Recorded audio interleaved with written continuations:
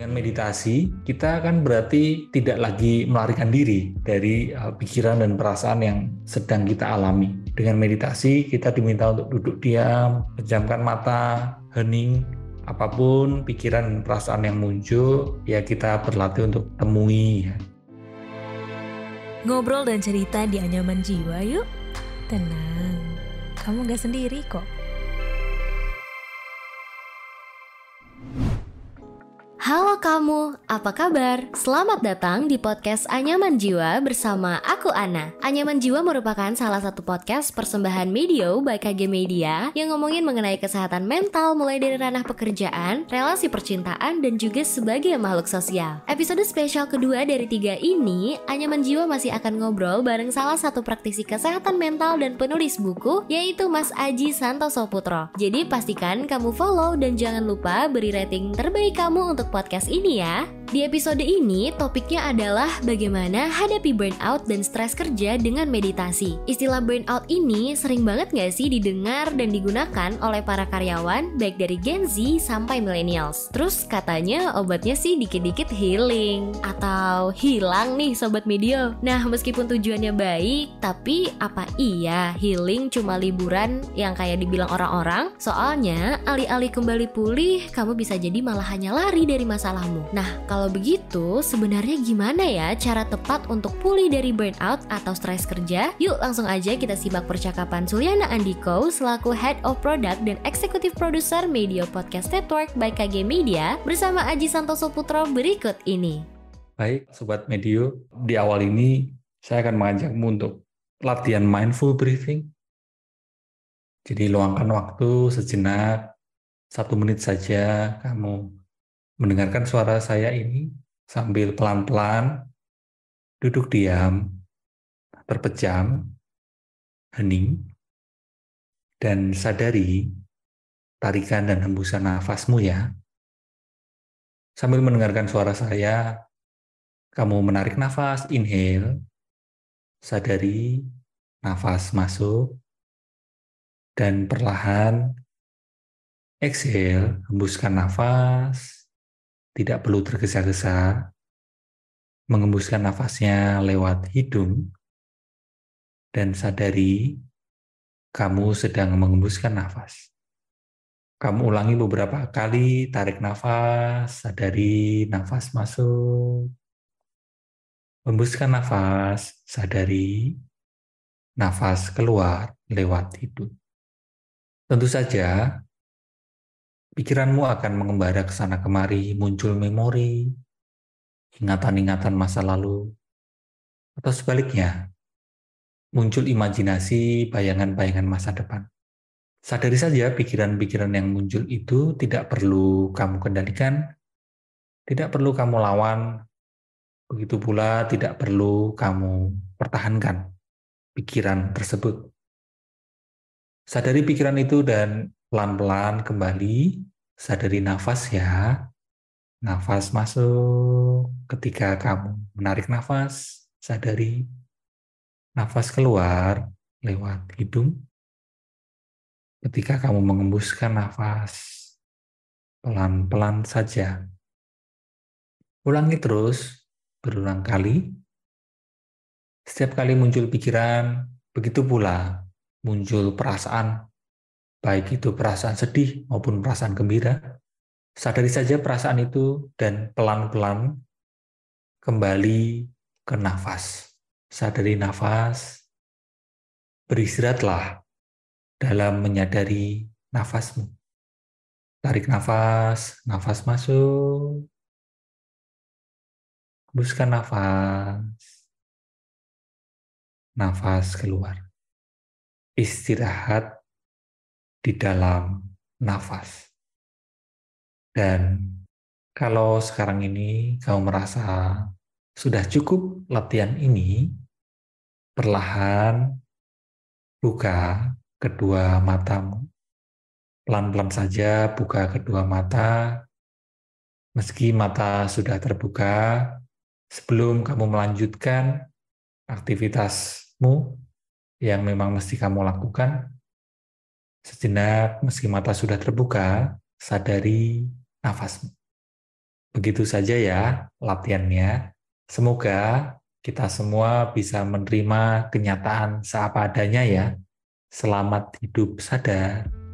Halo Mas Aji, Halo Mbak Suli. kita akan ngobrolin mengenai kata yang sering banget diucapin nih kayaknya di medsos nih ya, healing sama burnout. Iya, benar. Yang overuse dan juga kayaknya misunderstood nih. Kita akan ngobrolin itu, terus kemudian juga ini adalah apa ya, mungkin judulnya memang stres kerja, tapi aku yakin ini juga relate sama teman-teman yang masih di kuliah gitu ya. Karena selama kita masih hidup pasti ada aja nih stres dan tekanan hidup nih. Nah kita mungkin akan ngobrol lebih dalam lah mengenai burnout, terus juga bedainnya gimana sama stres dan dari sisi mindfulness gitu ya. Dan bagaimana sih kemudian solusinya yang mungkin tips praktis yang mesti diterapkan untuk mereka nih, pendengar Anyaman Jiwa. Mungkin pertama kita menyamakan persepsi dulu kali ya Mas ya. Bagaimana sebetulnya indikasi kalau seorang itu mengalami burnout dan itu cuma stres gitu. Apa perbedaan utamanya? Simpelnya adalah kalau burnout itu stres yang berlebihan ya. Jadi kita tidak bisa menghindari stres, apalagi di dunia kerja. Dunia kerja kan tentu dinamis, tidak bisa terus selalu nyaman. Jadi dunia kerja memang akan identik dengan stres. Kalau kita tidak stres dalam kerja, bisa jadi malah kita itu nggak kerja gitu maksudnya. Namanya kerja ya tentu stres. Mau tidur nih ya. Iya. Mungkin penjelasannya bisa lewat Yerkes-Dawson Law ya. Itu curve gitu, bentuknya curve. Ada ekstrim kiri, ada ekstrim kanan, terus ada bagian tengah, di mana bagian tengah itu stres yang secukupnya, produktivitas kita, performance kita akan berada di peak. Tapi di ekstrim kiri itu kondisi di mana kita sangat kekurangan stres. Zona kita rebahan, malas-malesan, kurang motivasi, itu di zona yang kiri, paling kiri. Itu performance kita tentu saja juga jelek gitu. Tapi yang mesti juga perlu kita perhatikan adalah kondisi burnout, yaitu berlebihan stres. Itu kondisi di bagian kanan mentok. Itu stresnya berlebihan menjadi burnout dan performance kerja kita juga nggak oke, nggak sehat. Burnout itu stres kerja yang berlebihan dan jangka waktunya lama ya? Iya, jangka waktunya lama dan beneran kita bahkan bisa sampai tidak punya semangat lagi untuk menjalani hari, atau bahkan sampai stuck sekali. Kita tidak bisa berfungsi secara baik gitu, menjalani kegiatan sehari-hari yang selama ini mungkin kita oke-oke aja sih melakukan itu gitu. Tapi ketika burnout kita jadi kayak tidak bisa melakukan hal itu, tidak bisa berfungsi baik melakukan apa yang selama ini kita lakukan. Bahkan sampai ekstrimnya ya kita jadi malas untuk self-care gitu, malas untuk mandi, malas untuk bersih diri, merawat diri gitu. Itu burnout bisa sampai se-ekstrim itu sih. Yang kayaknya bisa leads to depression ya kalau kayak gitu, kalau kelamaan dan nggak terhandle dengan baik juga ya. Iya, nanti kalau lama tidak terhandle dengan baik bisa lead to depression atau mood swing yang berlebihan. Bisa juga terus mudah agresif, mudah marah ya. Atau kita cenderung mengisolasi diri gitu, kita jadi nggak mau bersosialisasi. Bisa juga sampai seperti itu kalau kita stres menjadi jangka panjang. Faktornya apa aja sih Mas Aji yang bisa memicu stres kerja terus leads to burnout? Itu kan kalau ada kurva tadi ya.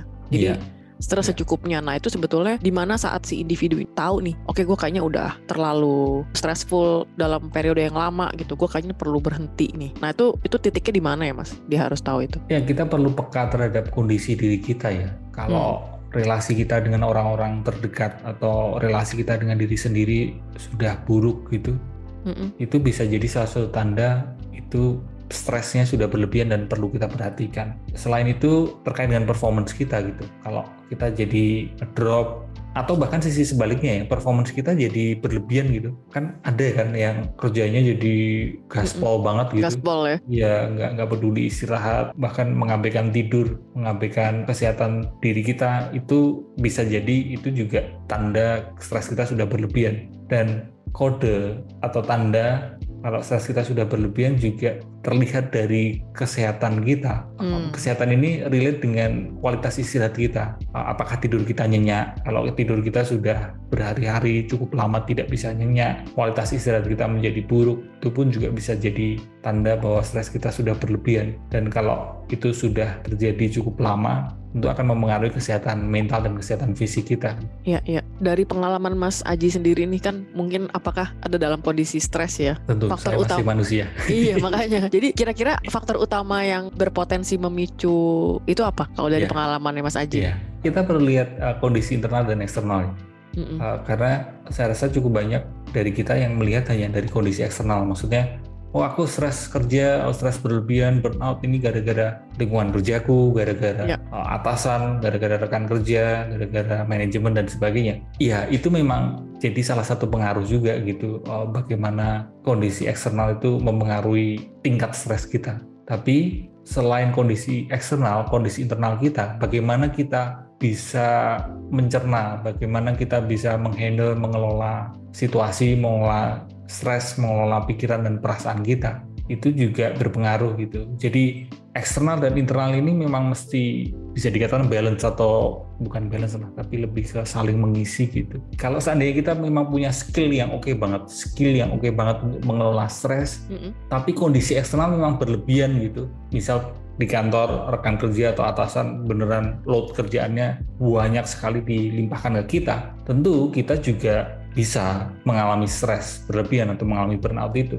Atau sebaliknya, sebenarnya lingkungan eksternal rekan kerja di kantor ini memang sebenarnya ya banyak tapi tidak berlebihan banyak gitu, ininya load kerjaannya gitu. Tapi skill kita untuk mengelola emosi, mengelola stres tidak kita latih, kita tidak terampil untuk mengelola emosi kita bisa juga mengalami burnout gitu. Atau kondisi ketiga, internal dan eksternal sama-sama keruhnya gitu. Udah load kerjaannya sangat banyak, target deadline dari kantor ini begitu berat sekali, ditambah kondisi internal kita atau keterampilan mengelola stres kita juga tidak oke, bisa menuntun kita ke burnout. Itu juga mungkin makanya jadi kayak, wah, kata-kata healing ini banyak digunakan gitu. Sebenarnya fenomena itu sebetulnya apa sih Mas? Itu timbul karena apa sih? Kata healing itu sebenarnya dari dulu ya. Bidang gue memang terkait dengan healing, maka sebenarnya kata healing ini udah ada dari dulu, memang akhir-akhir ini atau di awal pandemi memang ya itu yang gencar banget di sosial media. Netizen ngomongin healing. Tapi cukup banyak yang memahami healing itu bukan healing sebenarnya, tapi dia lebih ke seseorang itu escaping, bukan healing. Escaping ya? Iya, karena stres ya, entah itu kerjaan, entah itu kuliah, entah itu kehidupan, orang tersebut stres banget, lalu misal jalan-jalan gitu, terus dia bilang, oh ini healingku gitu, atau makan enak gitu, oh ini healingku, atau minum minuman manis, oh ini healingku. Itu sebenarnya bukan healing sih, tapi lebih ke escaping, ya pelarian dari situasi kenyataan yang sedang dialami. Oke. Itu sebenarnya butuh break aja kali ya Mas? Iya, memang meskipun melakukan healing itu, yang dianggap healing itu, tetap perlu upaya yang lebih ngena gitu. Healingnya itu hanya sebatas jalan-jalan, karena itu kan juga bukan healing, makan enak dan shopping dan sebagainya yang bikin kita merasa enakan. Feeling better itu beda dengan healing gitu kan. Ya itu bikin kita feeling better, tapi bukan heal better. Ya nggak apa-apa lakukan itu, tapi tetap ada upaya untuk beneran memulihkan batin. Bedakan antara upaya untuk pelarian dengan upaya untuk memulihkan. Jadi healing yang sebenarnya itu memulihkan batin ya, dalam terminologi itu ya? Iya, bukan pelarian, tapi beneran memulihkan batin dengan pendekatan-pendekatan psikologi. Kalau ya pendekatan saya yang saya pelajari adalah dengan pendekatan kesadaran. Di titik mana Mas biasanya orang tuh sebetulnya nih dia butuh healing nih, dia bukan escaping gitu? Iya, ya kayak tadi ya, di titik mana ketika kita sudah burn out gitu, bukan stres yang sewajarnya ya, terkait dengan relasi, terkait dengan bagaimana kinerjanya, bagaimana menjalani hidup sehari-hari, dan bisa juga dengan melihat kondisi kesehatannya gitu, termasuk kualitas istirahatnya ya. Itu bisa jadi acuan ya, acuan untuk memang ini memang beneran perlu memulihkan.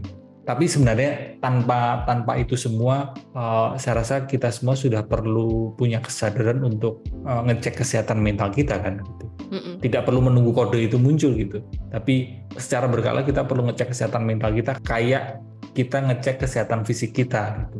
Oke. Nah, terus bagaimana meditasi itu sebenarnya bisa melengkapi proses healing? Maksudnya healing itu kan pasti bayangan saya panjang ya Mas prosesnya ya? Iya. Nah, gimana meditasi itu bisa membantu? Iya, kalau pendekatan yang saya pelajari adalah kesadaran, mindfulness, dan salah satu latihan yang disarankan adalah meditasi. Dengan meditasi, kita kan berarti tidak lagi melarikan diri dari pikiran dan perasaan yang sedang kita alami. Dengan meditasi, kita diminta untuk duduk diam, pejamkan mata, hening.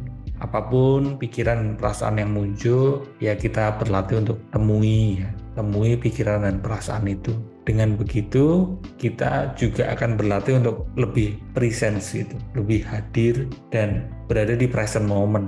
Kalau kita bisa sadar penuh hadir utuh di momen saat ini di sini kini, kita lebih menjangkarkan diri di momen saat ini di sini kini, kita akan lebih terbantu untuk pulih, karena pemulihan seringkali ada kaitannya dengan masa lalu, bukan? Dan bentuk dari meditasi ini untuk yang awam gitu ya, yang mungkin tidak ikut kayak camp atau apa gitu, itu seperti apa ya, Mas? Bisa diawali dengan hal yang sederhana. Pertama, ciptakan momen-momen pause ya, jeda. Sebelum melakukan sesuatu berhenti sejenak, sebelum makan berhenti sejenak, sebelum meeting mulai berhenti sejenak. Itu latihan paling awal, yaitu ciptakan pause moment. Lalu yang kedua, di pause moment itu 1 menit, 2 menit, sadari nafas, mindful breathing.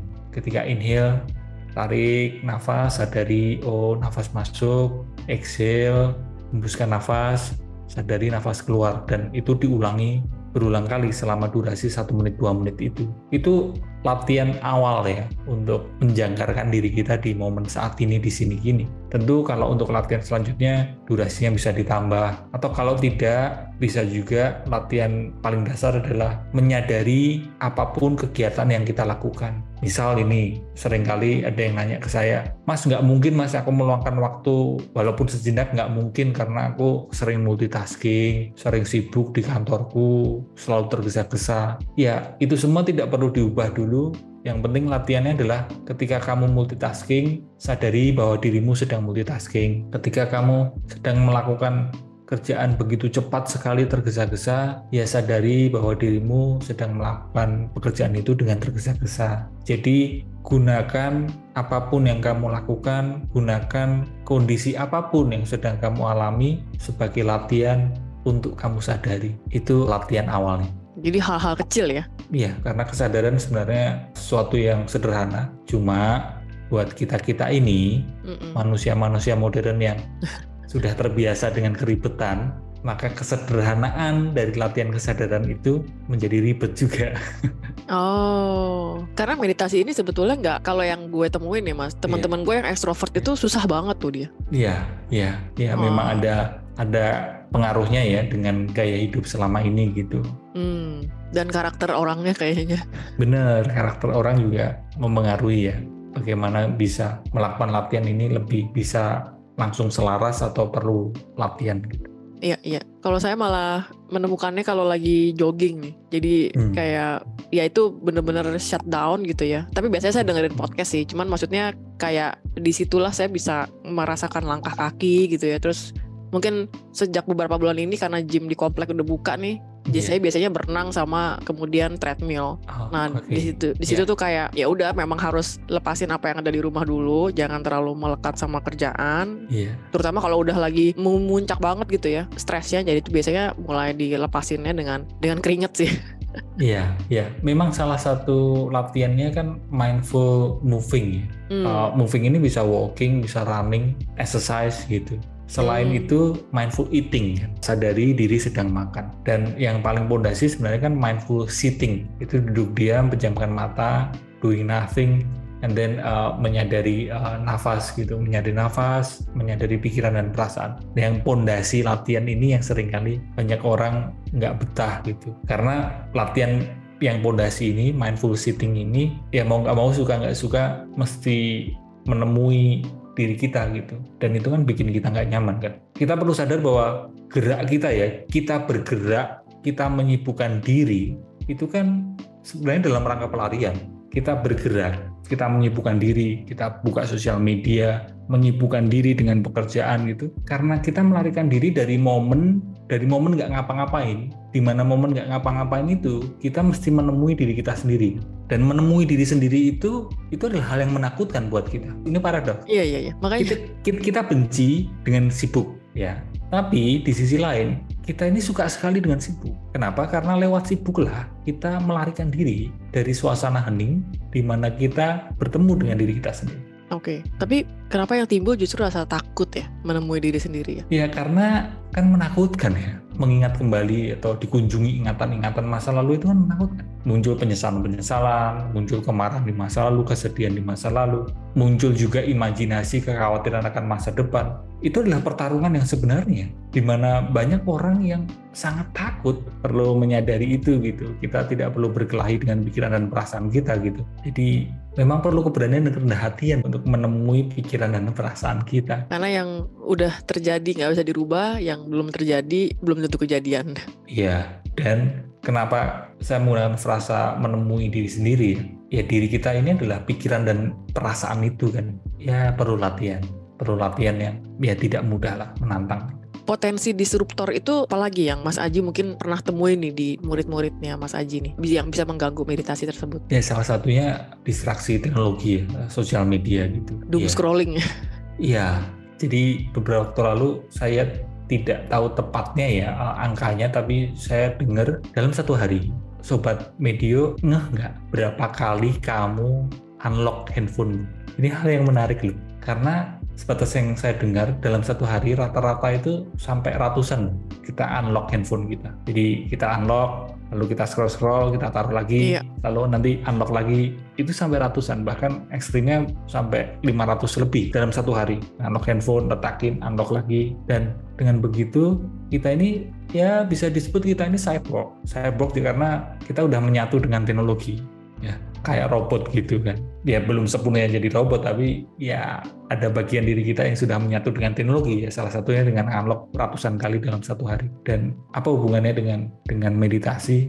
Dengan kebiasaan kita seperti itu akan melatih pikiran kita untuk mudah terdistraksi. Pikiran kita itu mudah sekali terdistraksi gara-gara teknologi sosial media, notifikasi. Jadi kita tidak punya momen stay begitu lama gitu. Bahkan kalau kita ngelihat karakter scroll ya, itu kan infinity loops, dan sekali scroll kita berada di kondisi yang emotional roller coaster. Baca satu post, oh ini aku sebel, marah, scroll lagi, dia tertrigger marah, scroll lagi, dalam waktu beberapa detik kita lihat post yang lain, oh kok ini aku gembira ya, scroll lagi beberapa detik berikutnya, kok ini menyedihkan ya.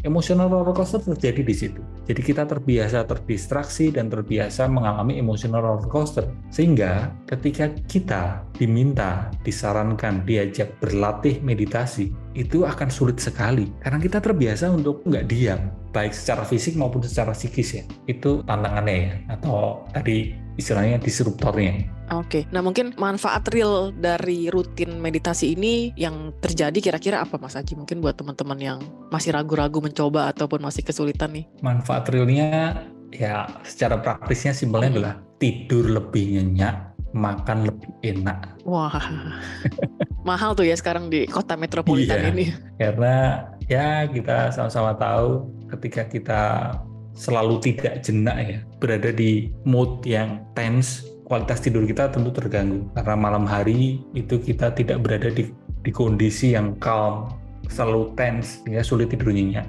Dan ketika makan pun, tubuh kita makan, mulut kita mengunyah, tapi pikiran kita juga masih tense, kesana kemari. Jadi makanan pun kita rasa di lidah kita ya biasa saja gitu. Momen-momen yang menyentuh sekali, tapi karena pikiran kita yang sulit jenak, momen yang menyentuh, momen yang begitu indah pun kita rasa kok B aja ya, kok biasa aja ya gitu. Itu sih manfaat praktisnya. Kalau manfaat yang lain banyak sekali terkait dengan kesehatan, terkait dengan produktivitas, kita menjadi lebih fokus, kita punya daya juang. Bahkan akhir-akhir ini saya pakai bantuan satu alat namanya Muse, itu like a headband, kayak bandu gitu. Ya, setiap kali saya meditasi, saya memakai itu semacam EEG, saya sambungkan ke apps, akan kelihatan ini ya, data selama saya meditasi itu kondisi otak saya seperti apa gitu. Dan teknologi sekarang sudah secanggih itu, sehingga kita bisa memantau kondisi otak kita gitu. Karena saya berlatih meditasi memang